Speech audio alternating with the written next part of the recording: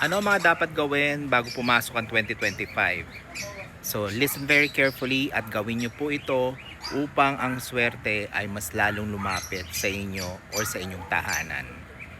First thing, maglinis po kayo ng bahay. Tanggalin ang mga agyo, mag-general cleaning.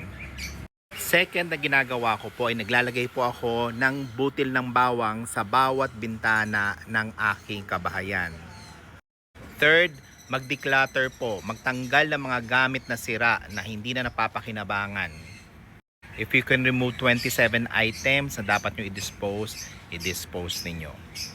Third, make sure na yung inyong pintuan ay clear. Wala po mga tsinelas, wala po mga salamin or anything na nag-o-obstruct po doon mismo sa main door ninyo. Fourth, lagyan nyo po ng swerteng halaman yung inyong main door. A good example is this palmera. So yun lang muna po ang pwede nyong gawin habang hinihintay po natin ang paparating na 2025. Ang akin pong shinare sa inyo ay yun po ang pinapractice ko every year. So habang may panahon, gawin nyo na. So standby lang kayo at magbibigay po ako ng pampaswerte gamit ang ampaw. Of course, sa aking next video.